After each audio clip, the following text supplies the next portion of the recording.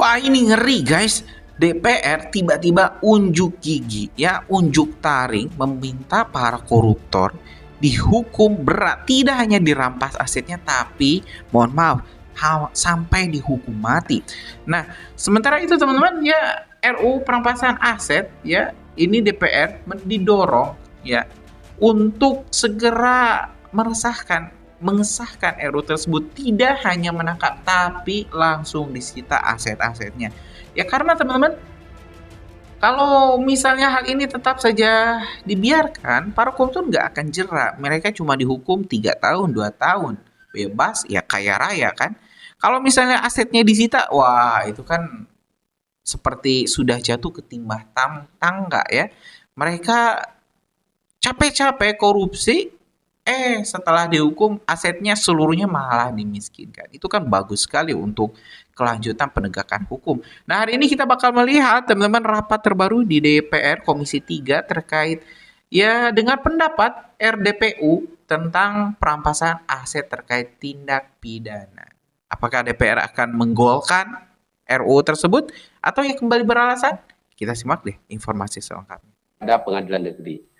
Yang kemudian yang kedua adalah ini juga dilakukan dalam rangka penuntutan pidana tidak berhasil dilakukan. Ketika penuntutan pidana tidak berhasil dilakukan dengan kendala misalnya kurangnya alat bukti ataupun karena alasan teknis hukum lainnya, maka di situ bisa dilakukan NBC ini, ya, sehingga kemudian tidak melalui putusan pemidanaan seperti halnya proses penegakan hukum yang dilakukan secara normal selama ini. Jadi perampasan aset ini merupakan upaya terakhir, bukan sebagai pilihan mekanisme yang bisa digunakan bersamaan dengan penegakan hukum pidana secara normal, seperti yang diatur dalam pasal 3 dan pasal 4 itu. Menurut saya dia tidak bisa digabung. Gitu ya. Ini sebagai pilihan terakhir ketika tadi ada kendala-kendala teknis di dalam proses penegakan hukumnya, sehingga kemudian dilakukanlah upaya hukum dalam bentuk non-conviction based ini tanpa putusan pemidanaan tersebut. Nah, terkait lebih lanjut tentang prinsip ex parte ini, Bapak Ibu sekalian, tentu bisa dilakukan dengan rasionalitas hukum sebagai berikut. Tujuan yang pertama adalah mencegah risiko disipasi aset.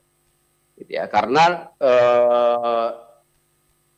tujuan daripada perampasan aset ini merampas tentu juga mengolah aset tersebut. Sehingga kemudian agar mengurangi risiko disipasi aset tersebut, maka perlu dilakukan permohonan terlebih dahulu agar aset tersebut dikuasai oleh negara.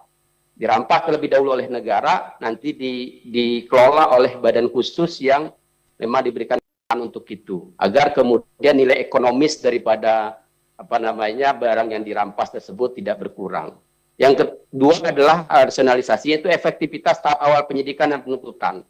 Jadi dengan diberikan melaksanakan prinsip ex parte ini harapannya bisa lebih efektif dalam proses penyidikan dan penuntutan yang dilakukan, karena barang-barang yang diduga sebagai hasil tindak pidana itu bisa diamankan terlebih dahulu oleh negara, tidak mudah dipindah tangankan begitu saja, ya, sehingga kemudian ketika proses berjalan objek tersebut sudah dikuasai negara, tidak mungkin dipindah tangankan, dan juga nilai ekonomisnya terjaga.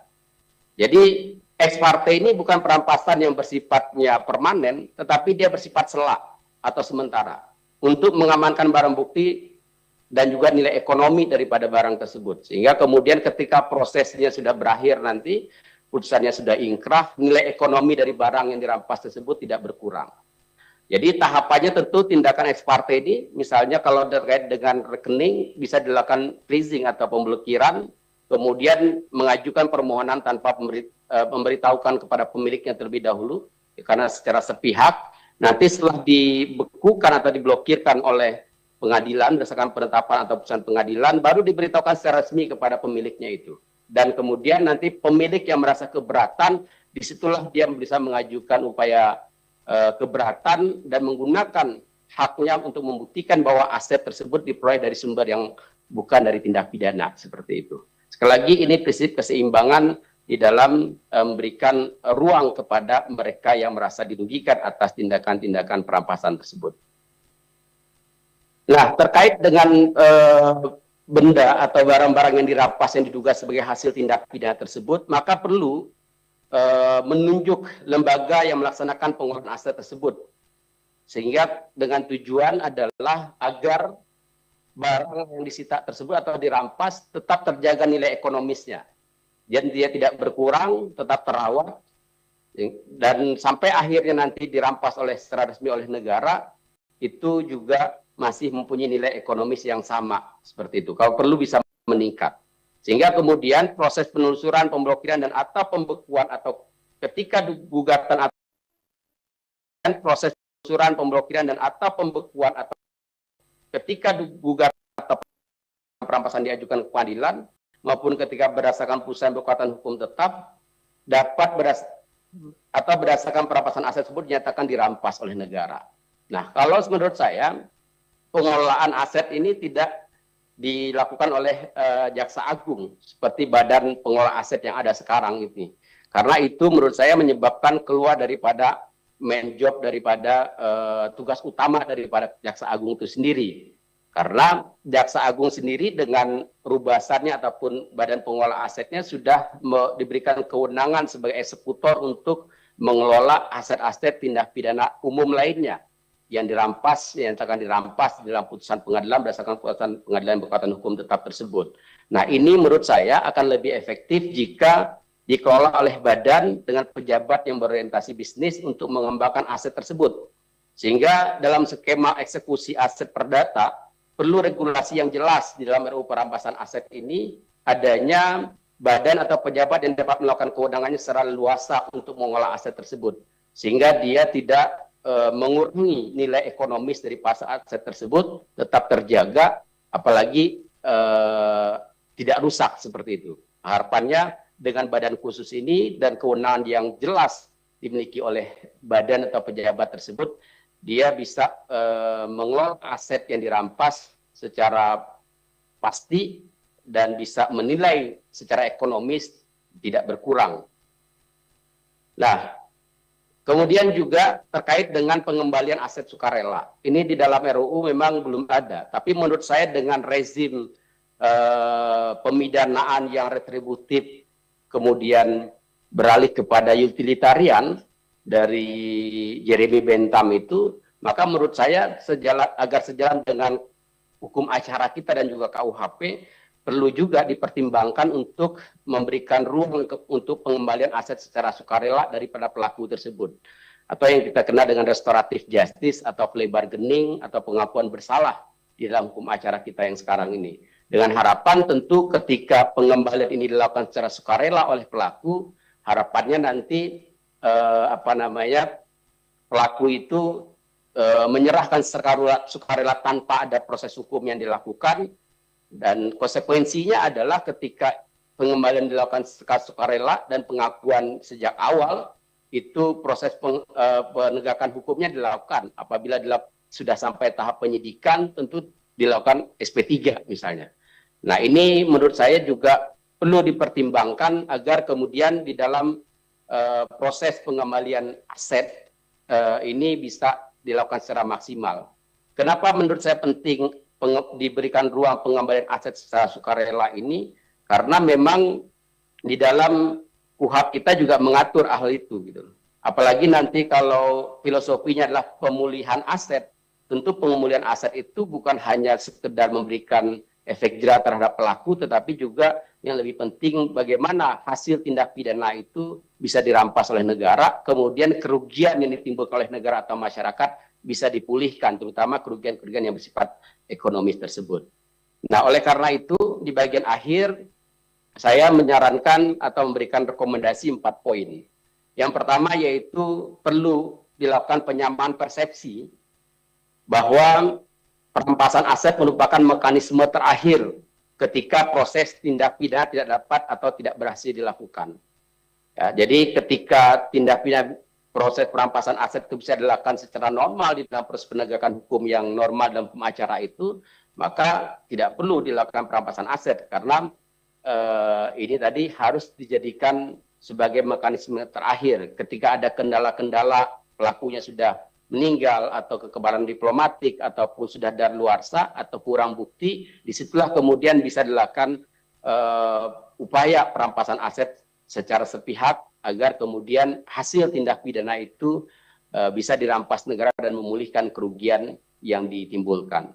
Yang kedua yaitu menurut saya dalam RUU ini perlu juga disepakati terkait objek aset tindak pidana yang dapat dirampas serta mekanisme dan juga prasyaratnya. Ini menjadi penting untuk dipertegas agar jangan sampai kemudian seperti saya katakan di awal, penegakan hukum yang dilakukan dengan niatnya adalah memulihkan dan merampas aset-aset tindak pidana itu, tapi justru beralih ketika dilakukan secara melawan hukum atau secara sporadis, justru itu menjadi suatu hal yang negatif atau tidak memberikan kesan yang positif.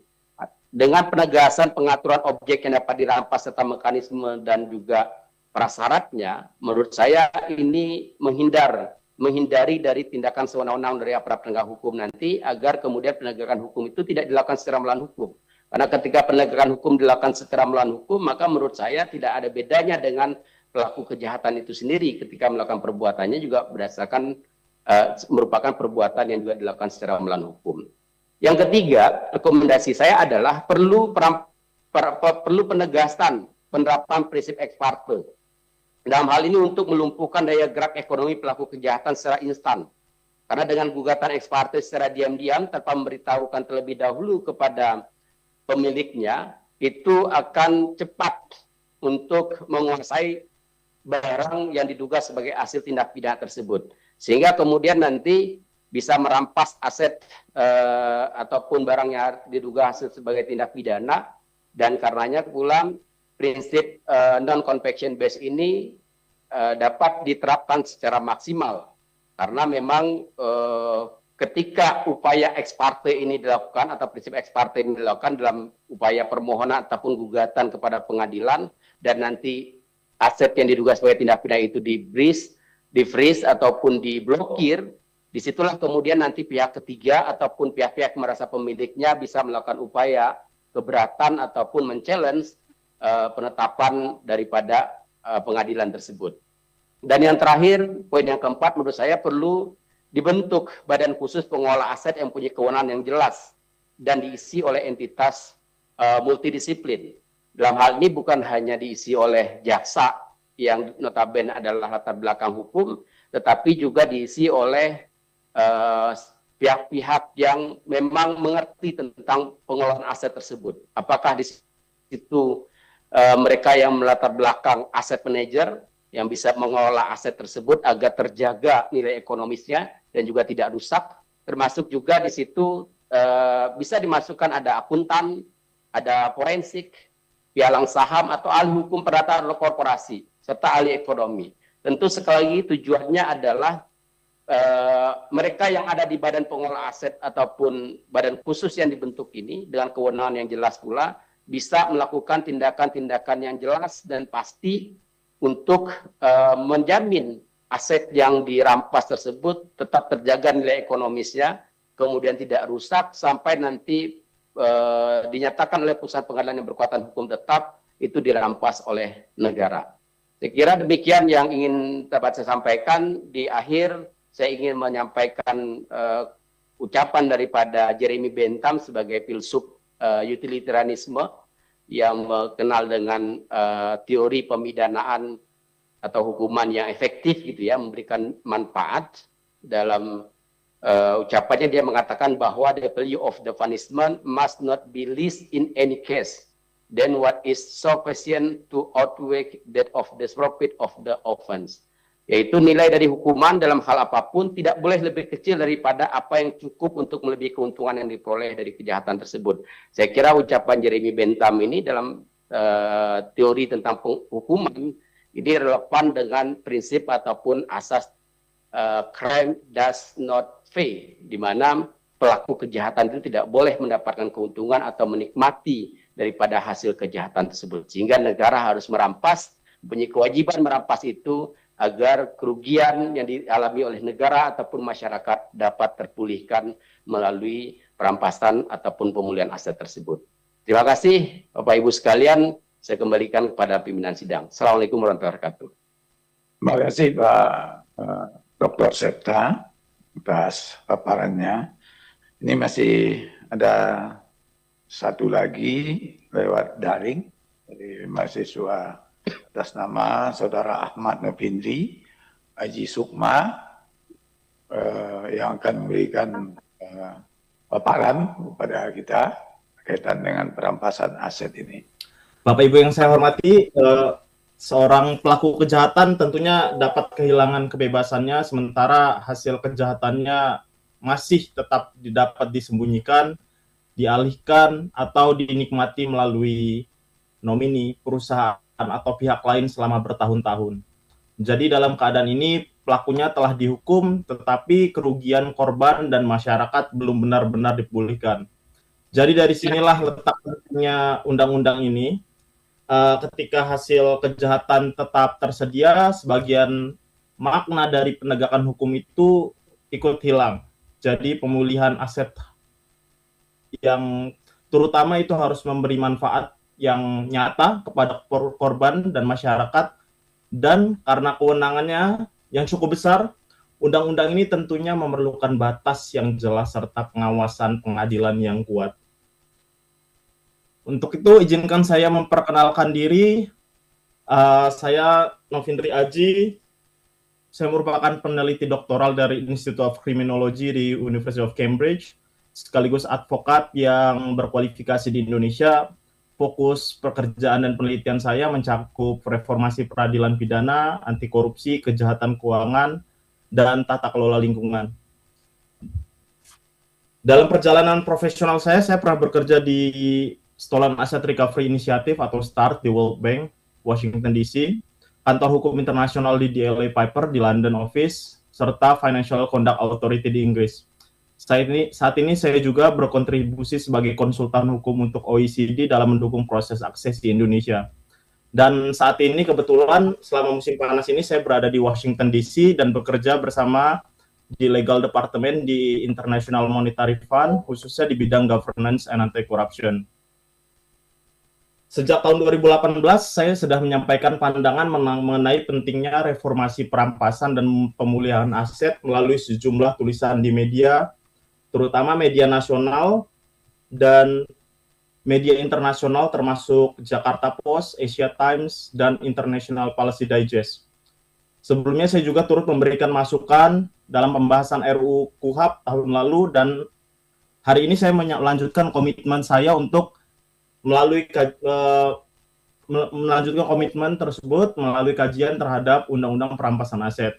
Harapannya masukan yang saya sampaikan sebagian besar dari kontribusi pro bono saya untuk reformasi hukum di Indonesia.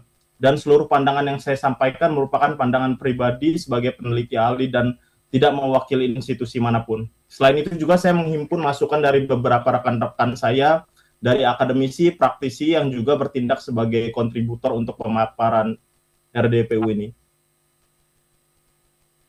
Selanjutnya izinkan saya memberikan kesimpulan utama agar arahan masukan saya dapat dipahami secara jelas. Di sini posisi saya jelas, yaitu RUU ini layak dan wajib didukung karena Indonesia sungguh memerlukan kerangka pemulihan aset yang kuat. Namun sebelum disahkan, RUU ini perlu diperbaiki pada beberapa bagian penting, yang terutama pada bagian slide ini, Bapak dan Ibu dapat melihat penilaian ringkas saya dari sisi kebutuhan kebijakan. RUU ini sangat kuat, tapi dari segi kepatuhan terhadap standar internasional, kesiapan implementasi, dan juga perlindungan korban dan pihak ketiga masih ada pekerjaan rumah.